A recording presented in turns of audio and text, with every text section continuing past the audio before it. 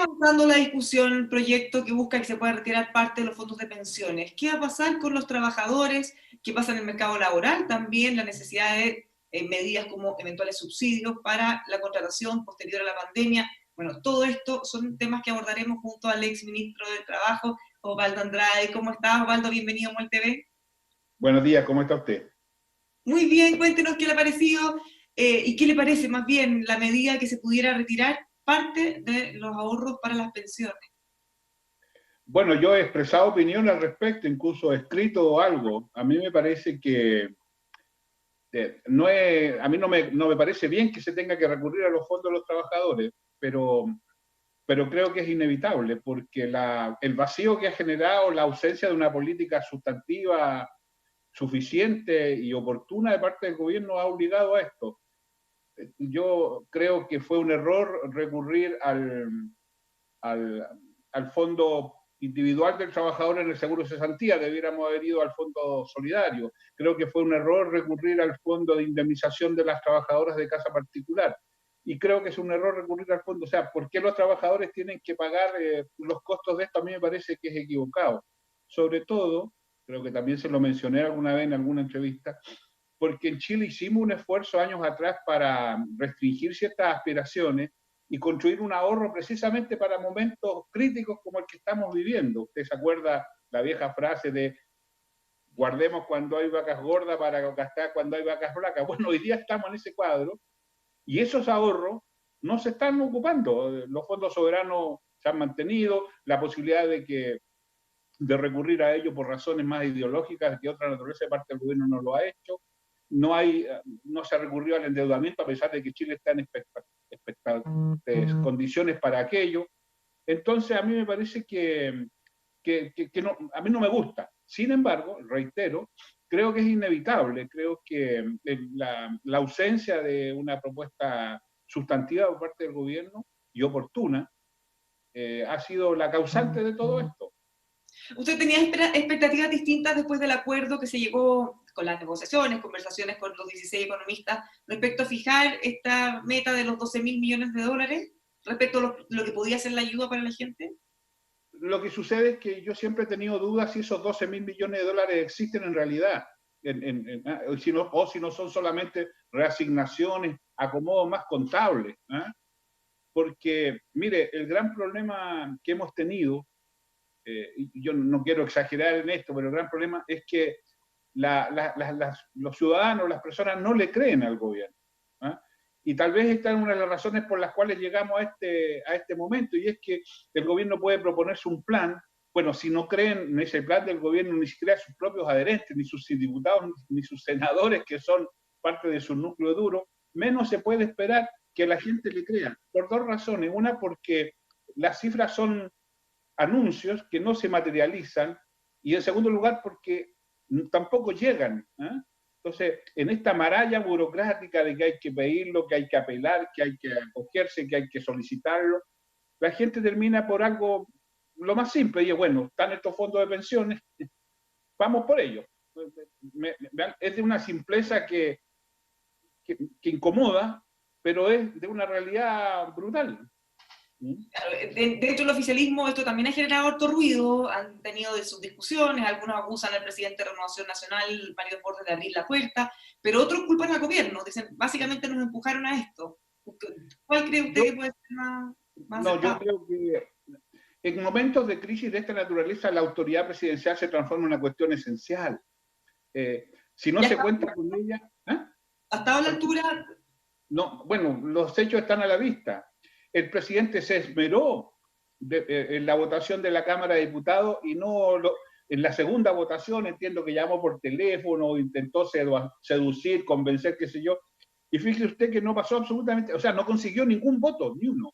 Y en el Senado, después de un esfuerzo que se ha hecho tremendo, la noticia más bien es que han ido aumentando los senadores de gobierno que se han ido incorporando a la tesis de la mayoría de votar favorablemente esto. Entonces, es un gobierno que no existe para estos efectos. Y eso pone en duda un dato clave para un momento de crisis, y es que quién conduce y quién gobierna. Y créame que para mi gusto, tal vez ese es el problema esencial. Los presidentes de los partidos se debaten si renuncian o no renuncian, unos se piden renuncia, Tribunal Supremo, no se juntan, no se coordinan. Bueno, estamos en manos de una autoridad que no ejerce su rol. Permíteme decirlo de la siguiente manera.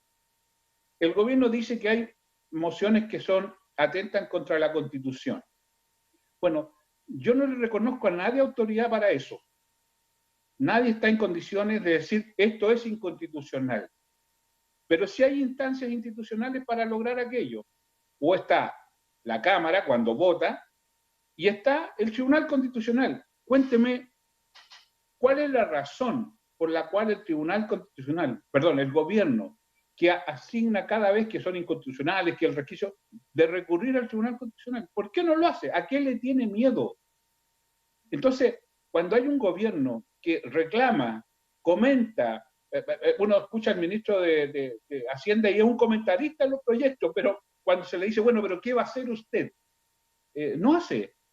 Entonces, yo entiendo que este es un gobierno que no ejerce, esto al margen del mérito de la decisión, a mí me parece que sería una tontera ir a Tribunal Constitucional desde el punto de vista político, pero desde el punto de vista de quienes tienen la obligación de ejercer sus facultades, tampoco lo hace. Entonces, este es un gobierno que mira, observa, comenta, se solaza en las reuniones internas, pero no ejerce su autoridad, y yo creo que eso es fatal, sobre todo en épocas de crisis. Esto que usted dice también ha generado harto debate porque, por un lado, desde el oficialismo, sobre todo la UDI, acusan a la oposición de estar utilizando resquicios legales, formas de pasar por el lado de la Constitución, mientras que desde la oposición, por ejemplo, la presidenta de Revolución Democrática hace unos días decía que están, de alguna manera, ellos empujando cosas porque el gobierno no actúa, está inmóvil o se ha demorado. ¿Usted ve que ha terminado siendo así? Respecto de lo primero, si hay gente de la UDI o de otro partido o del gobierno que estima que hay una iniciativa que es inconstitucional, bueno, que recurra ante que corresponda, pues. Si para eso es una obligación. Cuando alguien piensa que se está vulnerando la norma legal y tiene autoridad al respecto, bueno, tiene que recurrir ante que corresponda. Entonces yo le pregunto a todos estos que hacen gárgara de esto de la inconstitucional, que dicen, bueno, pero ¿por qué no? ¿Por qué no han recurrido a la instancia donde eso se dirime? Si el Tribunal Constitucional dice que es inconstitucional, está bien. Si dice que no, es una decisión. Para eso está el Tribunal Constitucional. Una pregunta, don Osvaldo, justamente en esa línea, cuando el gobierno ha amenazado o ha dicho que eventualmente podría vetar el proyecto, antes fue en el caso de que tenía relación con los cortes de suministro de servicios básicos, ahora en la posibilidad de vetar el proyecto que busca que se puedan retirar fondos de pensiones, algunos parlamentarios de oposición han dicho que si el presidente fuera a vetar, tiene que renunciar, o que va a quedar la escoba en la calle. No, pero esas son frases, por favor. En momentos complejos. Si una autoridad va a ejercer su rol sobre la base de lo que le diga la oposición o del temor a las redes, efectivamente se tiene que ir porque no sirve, no por otra causa, porque no ejerce su rol, porque está de más, porque es una autoridad que no existe, entonces se tendría que ir por eso, digamos. A ver, yo voy a reiterar lo que le acabo de decir. Hay un vacío de conducción y el gobierno no lo llena. Y me hago parte de la segunda parte de su consulta. Y cuando hay vacío, alguien lo llena. Y ese alguien es el Parlamento. Sí, eso es inevitable, es de la naturaleza de las cosas. Cuando hay un vacío, alguien lo va a ocupar. Y ese alguien, entonces, el Parlamento lo ocupa. Ahora, si algunos estiman que el Parlamento lo ha ocupado en forma indebida, porque, bueno, recurra ante quien corresponda. Para eso existen las instituciones, para que funcionen. Y si el gobierno no la hace funcionar teniendo este juicio, yo tengo un juicio distinto, pero si el gobierno tiene este juicio y no lo hace, escúcheme, eso se llama complicidad o ineptitud. Cualquiera de las dos me da lo mismo, pero ninguna de las dos es decorosa para una autoridad. ¿Qué espera que pase en el Senado de los próximos días? No, yo creo que se va a aprobar. Yo pienso que a lo mejor aquellas cosas que están en el ámbito más bien de las indicaciones, ahí van a operar probablemente no la misma mayoría. Cinco de los economistas, por ejemplo, que fueron convocados por el Colegio Médico, plantearon que ya es inevitable, que esperan que los senadores le puedan arreglar algunas cosas para que no sea, Pero, por ejemplo, pero, más equitativo. pero se da cuenta que seguimos con la misma lógica que otros hagan la pega, y yo entonces le pregunto al ministro de Hacienda, que es un gran comentarista del proyecto este del 10%, bueno, ¿y por qué no presenta indicaciones? Porque el gobierno dijo que no se van a involucrar en ese proyecto porque les Bueno, parece mal. pero entonces, ¿para qué es gobierno? Me vuelvo a decir, si el gobierno estima que es un mal proyecto, bueno, y piensa que es inconstitucional, vaya al tribunal constitucional. Si el gobierno piensa que está completamente equivocado, lo vetará. Pero si el gobierno entiende que hay cosas que se pueden hacer, presente indicaciones.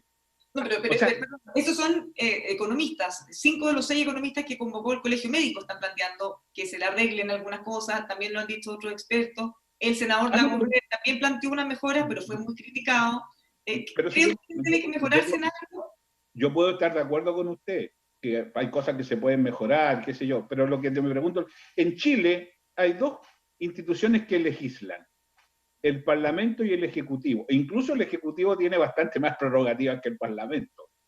Entonces la pregunta que yo me hago, bueno, y el Ejecutivo, que es colegislador, que entiende que este es un mal proyecto, no se quiere involucrar, ¿por qué? Porque se va a ensuciar, le va a caer mugre, no sé, ¿me entiende? O sea, bueno, ¿y para qué es gobierno entonces? ¿Para mirar de lejos? Si él estima que es un mal proyecto, bueno, enfréntelo, pues. Si no tiene mayoría, bueno, vea cómo construye propuestas, qué sé yo. Si el problema que tiene el gobierno es que no tiene capacidad de convencer a los propios. Y cuando un gobierno no tiene capacidad de convencer a los propios, lo voy a hacer con una consulta. ¿Tiene sentido que siga gobernando? Entonces lo que tiene que hacer el gobierno es decidir si quiere gobernar. Y sobre esa base tendrá que ver cómo lo hace. Pero la ineptitud, la inconsistencia, ya ha llegado a punto extremo. Entonces, a mí me preocupa esta frivolidad. ¿Ah? Este es un mal proyecto, se podría arreglar, pero nosotros no lo vamos a hacer porque como no, somos impolutos, somos los puros de este cuento, no nos podemos ensuciar. Oiga, si, eso es eso, bueno, váyanse a la academia, váyanse a un convento, vaya a cualquier parte, pero no sea gobierno para eso. Ese es el Ahora, punto. le pregunto por su opinión personal. ¿Usted cree que hay cosas que se le deberían mejorar al proyecto? Por ejemplo, han planteado algunos la necesidad de que se vea el tema de los tributos, en el caso de los más ricos, otros han planteado que se limite, otros han planteado que uno pudiera elegir eventualmente entre los préstamos, la ayuda del Estado y esta posibilidad de retirar fondos. ¿Qué le parece a usted que sería más adecuado? Yo pienso que si no hay una voluntad política explícita de parte de los actores de mejorar el proyecto, ese proyecto va a salir tal cual está. Todos los proyectos se pueden mejorar, no quiero responder con una generalidad, sobre todo cuando es un proyecto que todos reconocemos que es la última forma posible, porque las que debieran existir, a mí, mire, está tan rara la cosa que tenemos las líneas argumentales al revés. La derecha pide más Estado, ¿eh? Y algunos de la centroizquierda insisten en la propiedad privada. Tenemos un debate cruzado. Es raro este debate. A mí me causa mucha extrañeza, lo quiero decir con mucha franqueza, que aquellos que desde la centroizquierda insisten en la propiedad privada y que los recursos son de los cotizantes, bla, y hacen, ¿ah? Y después van a ir a decirle que el 6% que queremos de aporte patronal sea para un fondo solidario y no sea para la... ¿Me entiendes? O sea, ahí habría una consecuencia también de su sector. A eso me refiero. Por eso en esto hay que tener cuidado, porque por la boca muere el pez bárbaro. Se han extremado mucho las cosas precisamente porque la crispación y por la ausencia. Si es el gran problema, los vacíos en la política. Pero yo creo que nadie ha pensado en este punto global, ¿no? Porque siempre se habla respecto a la propiedad, si es que es o no, pero pensando en lo que va a venir, en ese 6%, claro, podría utilizarse en contra del argumento y decir, bueno, sí, que sean para ellos también. Pero por supuesto, por eso digo que en esto hay que tener cuidado y no hay que extremar las cosas. Ese es mi punto. Por eso digo, el proyecto se puede mejorar sin lugar a dudas, puede hacerse más progresivo, a pesar de las amenazas de las redes, diablo, oiga, si hubiera sido por las amenazas, seguiríamos en dictadura. ¿Me entiendes? ¿Ah? Y entonces, no, en política se está o no se está. Si alguien no quiere estar, bueno, mejor. Por eso digo que los vacíos, y este gobierno ha generado un vacío de la puta madre. Si llega a ser escandaloso, se lo dice alguien de oposición, ¿eh? Pero los gobiernos están para gobernar, entonces yo creo que este gobierno renunció a eso, y eso es lo que más me preocupa. Entonces, claro, surgen muchas ideas. Fíjese usted, yo le quiero recordar a usted una experiencia. ¿Se acuerda del proyecto de las 40 horas? El Sí. gobierno dijo que era inconstitucional, ¿se acuerda? Bueno, cuando yo era presidente de la Cámara, la resolución de la mesa que yo presidía fue que era inconstitucional. Y el gobierno dijo que era inconstitucional. ¿Y alguna vez presentó alguna iniciativa para declararlo inconstitucional? Nunca. Entonces, para esto, en política también hay que tener una cosa que, perdónenme el machismo, hay que tener un poquito de cojones.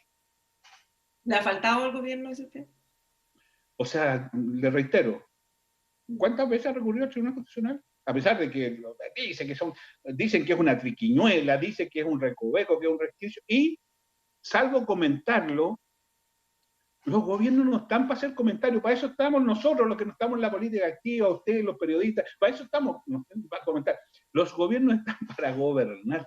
Bueno, hace un gobierno... tiempo el presidente de la Cámara de Diputados, Diego Paulsen, que es del oficialismo, justamente nos dijo que había que tanta culpa o tan malo como presentar proyectos eventualmente inconstitucionales era no recurrir al Tribunal Constitucional. Sé que se estima que eso es lo que hay que hacer. Bueno, pero entonces yo le pregunto a la UDI, que insiste mucho, escuchar a la presidenta el otro día, bueno, ¿y por qué no recurre la UDI con un número? Si tiene suficientes diputados, senadores para recurrir al Tribunal Constitucional. Si usted ve la tramitación de los proyectos, se da cuenta la cantidad de veces que se dice, hago reserva constitucional, hago reserva. Y después, entonces, claro, hago reserva constitucional para que quede escrito, pero no se opera.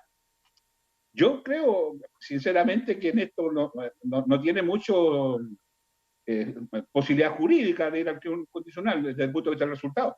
Pero inténtelo, pues. Si los juicios se pierden con la sentencia, no se pierden antes de presentar la demanda, ¿no? Entonces, y aquí nos contestamos porque aquí hay una cantidad de ciúticos que dicen, no, esto es inconstitucional, esto es... Bueno, si así como hay opiniones en un sentido o en otro, cuando hay distintas opiniones, se recurre a un ente. Ese ente se llama un tribunal. Ahí estamos. Entonces, saliéndonos un poco de la discusión en particular de este proyecto, ¿cómo ve usted que han sido los planes que se han ofrecido para la clase media? También una mirada global de cómo está el mercado laboral. ¿Qué va a pasar cuando más de 2 millones de personas salgan a buscar empleo al mismo tiempo? Bueno, mire, yo tengo 3 temores al respecto. Uno, que se va a acrecentar un gran problema que tiene el mercado laboral chileno, que es la informalidad. Entre paréntesis, uno de los problemas que tiene el tema de las pensiones es la gran cantidad de trabajadores informales o que cotizan menos de lo que ganan, etcétera. Bueno, el problema de la informalidad se va a transformar. Segundo, se va a precarizar el mercado de los trabajadores porque la gente va a estar dispuesta a trabajar por cualquier condición. Tercero, hay algunas instituciones que se han ido instalando que están mal reguladas, por ejemplo, el tema del teletrabajo. La otra vez creo que lo conversé con usted. ¿Cuál es su jornada de trabajo, Bárbara? ¿Yo? Una jornada que se adapta laboralmente. Bárbara, y si en este momento usted se para y se va a hacer un cafecito, no me deje hablando solo, pero si fuera, y tiene un accidente en el camino, ¿este accidente del trabajo o accidente doméstico? Bueno, ¿te das cuenta? Perdone referirme a usted, pero lo que quiero transmitirle es que además se está legislando mal. Pero entonces, la necesidad de contar con bonificaciones a la contratación de empleo. Probablemente vamos a volver al empleo de emergencia desde las municipalidades. O sea, el ministro Briones anunció justamente que están estudiando un plan de subsidio al empleo con un monto de 2.000 millones de dólares. ¿Le parece que está bien encaminado eso?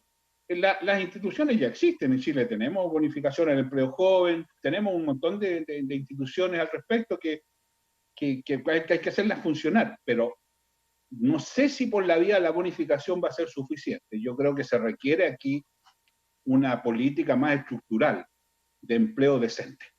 Porque el gran temor que tengo es que en momentos de crisis se recurra a las peores fórmulas para justificar el hecho. Bueno, tú verás cómo con que tengáis empleo suficiente. Yo recuerdo que en alguna ocasión más de algunos se le ocurrió que a lo mejor una buena fórmula era bajar el ingreso mínimo porque así promovíamos más empleo. Y lo propusieron gente, como llaman ahora, expertos. Esta nueva clasificación que tenemos de Esta nueva nomenclatura del actor político que Siempre llaman han los expertos. existido los expertos. Ahora está el ¿Ah? debate, siempre han existido los expertos, los técnicos. El debate ahora es si se les escucha más o menos que antes. Sí, lo que pasa es que yo creo que a los expertos siempre hay que escucharlos, yo no tengo ninguna duda al respecto, pero las decisiones las toma la democracia. ¿Ah? Y la democracia tiene mecanismos para tomar decisiones. Entonces mire cuántos expertos hay en materia constitucional. Todo el mundo sabe, día, todos somos constitucionalistas, aunque no hayamos abierto nunca la Constitución. Entonces, cuando hay tanta opinión, siempre hay que recurrir a un ente que la democracia ha construido. Eso se llama tribunal. Bueno, lo que sirve para eso sirve para estas otras cosas también. Y volviendo a su pregunta, porque efectivamente vamos a tener más de 20 puntos de cesantía. Esto va a impactar brutalmente en las mujeres, brutalmente. ¿Para qué decir los jóvenes? Que si el 20% de cesantías nacionales, los jóvenes va a ser casi 40%. O sea, va a haber que hacer un esfuerzo. Y vuelvo al punto. Y yo creo que en este sentido, voy a hacerme cargo de lo que reclama la derecha, se va a requerir mucho Estado. Mucho Estado. Mucho Estado. No solo un Estado que bonifica, sino que un Estado que se... Para terminar, usted se me refiere a lo que dice la derecha, ¿cómo ve el oficialismo? ¿Cómo ve que hasta Chile vamos ahora, más allá del proyecto que ha generado también una división y roce bien fuerte, bien visible? Bueno, Chile está en un momento bien... no es fácil hacer política en Chile desde el punto de vista del análisis, porque la volatilidad de la opinión pública siempre a uno lo lleva para un lado o para otro. Fíjese que tenemos un gobierno fracasado, que desde el punto de vista de su programa ya no existe, que además no gobierna, una derecha completamente dividida, con una cantidad de conflictos internos tremendos, se dicen para su madre, se pide la renuncia, un renuncia, el otro no, y el candidato mejor expectado para la próxima presidencial es alguien de la derecha. No es fácil de explicar eso, no es fácil de explicar. Por el contrario, la oposición logra cierto margen de reunión, de puntos de vista en común, de qué sé yo, de hacer cosas en conjunto. Hay un interesante debate, miren lo que plantea Girardi ahora, qué sé yo, y no tiene nadie que montee ni por casualidad. Entonces, no está fácil de entender la política en Chile. Ahora, desde mi vieja, algunos años tengo en esto, yo tampoco me dramatizo esto, yo creo que estas cosas de pronto fluyen con una naturalidad. Yo me acuerdo que a Bachelet nadie le daba nada, y miren lo que pasó. Entonces, de un día para otro. ¿Le parece una buena propuesta la del senador Girardi de fusionar el Partido Socialista con el PPD? ¿Usted se acuerda que una vez que yo, antes que empezara la pandemia, que usted me invitó a su programa allá en el lugar donde usted normalmente lo hacía, yo le señalé que a mí me parecía que el socialismo democrático tenía un espacio político que no estaba ocupando y que debiera ocupar, y que yo visualizaba en el socialismo democrático al PPD, al PS, a Revolución Democrática, al Partido Liberal, a Algo de Comunes y al radicalismo. Lo dije hace varios meses atrás, y yo creo que esa es una tarea pendiente. Yo creo que la transición, Bárbara, post-dictadura, tuvo un problema, y tal vez por esa razón ha sido como fue, que encontró a la izquierda dividida. Y eso creo que no fue bueno. Y yo creo que la izquierda debe buscar mecanismos, la izquierda democrática, perdone que reitere eso. ¿Esto lo está pensando en sacar a una parte de la oposición? ¿Dejarla fuera? No, dejarla fuera no, pero sí agrupar a los... A ver, ser de izquierda hoy día no es solamente un problema de cómo uno se clasifica desde el punto de vista de la clase en función del sistema productivo. También ser de izquierda tiene que ver con el feminismo, también tiene que ver con los medio ambiente, y también tiene que ver con valores como los derechos humanos y el respeto a la democracia. Yo creo que en ese esquema entran muchos, pero no entran todos. Porque para mí las dictaduras son dictaduras, tengan el color que tengan. Muchas gracias por haber conversado con nosotros. Nos faltó media hora más porque estaba muy entretenido. Cuando guste. Hoy día tenemos más tiempo. Los dejamos invitados a seguir junto a nosotros revisando nuestros contenidos aquí en emol.com.